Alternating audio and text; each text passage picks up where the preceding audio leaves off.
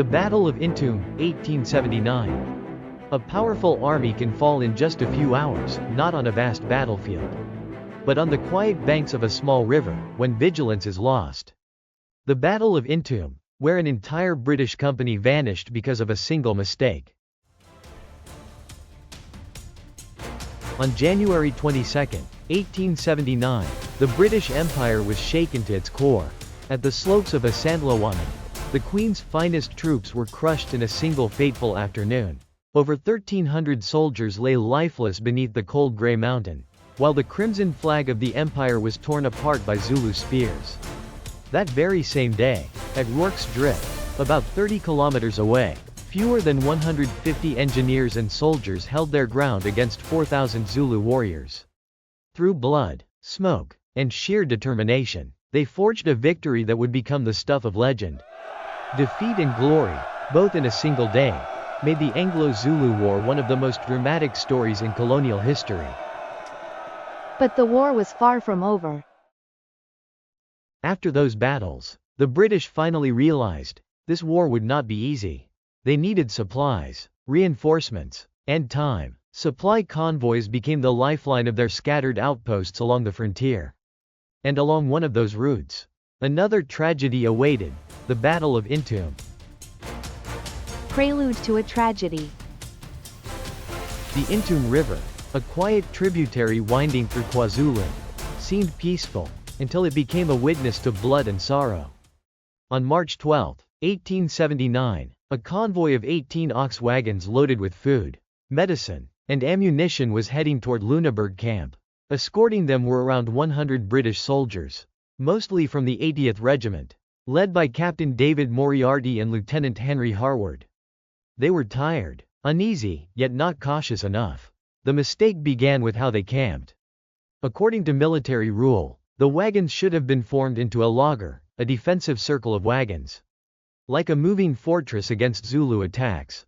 But overconfidence led them to scatter the wagons loosely along the riverbank, leaving their flanks exposed.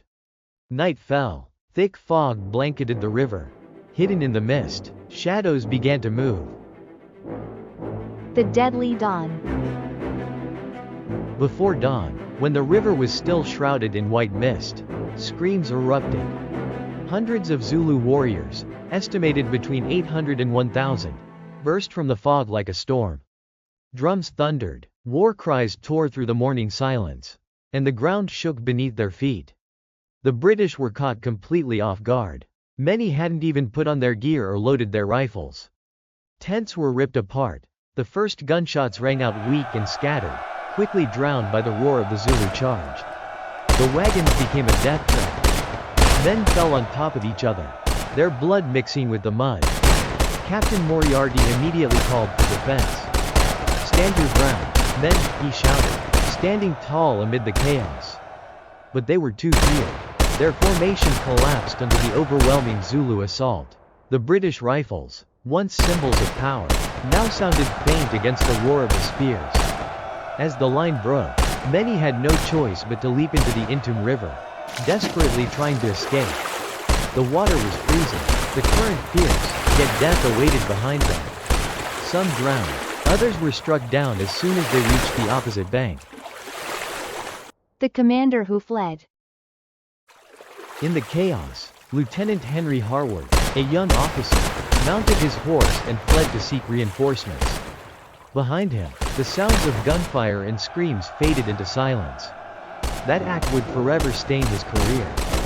Technically, he was within his rights to go for help, but to his men and the British public, he had abandoned his comrades. Meanwhile, Captain Moriarty and most of his men fought to the end. They died beside their overturned wagons, their ammunition spent, their rifles broken, fighting with bayonets until the last breath. Their brave but hopeless stand lasted only minutes before they were overwhelmed. Echoes of blood and fog. When the smoke cleared, the banks of the Intombe River lay eerily silent. Over 60 British soldiers were dead, and the convoy was completely looted. It wasn't a great battle with thousands of troops or collapsing fortresses, yet for those men, it was the end of the world. A single tactical mistake, failing to form a proper defense, had doomed them all. The news shook Britain. People were outraged that a young officer had fled while his comrades were slaughtered. Though Harward was later acquitted by court-martial, he never escaped the label of the coward of Intombe. In contrast, Captain Moriarty's death was hailed as a symbol of loyalty and honor. But in truth, it was his overconfidence that led his men to their deaths. At Intombe, heroism and failure walked hand in hand. The meaning of Intombe. The Battle of Intombe did not change the course of the war, but it left a bitter lesson. In war, carelessness and pride can kill more soldiers than the enemy ever could. The Zulus knew their land, chose their moment, and struck with precision. They proved that even without modern weapons, discipline, speed, and courage could shatter a superior army. For the British, Intombe was a grim reminder that this was no easy colonial campaign. Without better strategy, and without respecting their enemy, they would continue to pay in blood. A tragic ending. That day, the Intombe River carried more than water, it carried the souls of dozens of young soldiers. No monument was built for them, no song of victory was sung. Only sorrow, and the silence of those who survived. Yet this story must be told. Because war is not only made of great victories like Isandlwana or Zululand, but also of small forgotten tragedies, where fate is sealed by a single careless act, a loyal stand, or a coward's flight. Intombe, a small name on the map, yet a tragic chapter in the fiery epic of the Anglo-Zulu War. On its quiet banks, no glory remains, only the haunting echo of that morning's last gunfire, whispering a timeless truth. War is not just about battles, it's about the choices of men. Between courage and fear. The Battle of Intombe was the fourth of 9 consecutive clashes in the Anglo-Zulu War of 1879.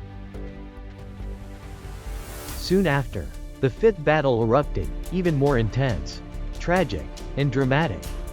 Stay tuned for the next episode of The Turning Point, as we uncover the next fierce chapter of this epic war.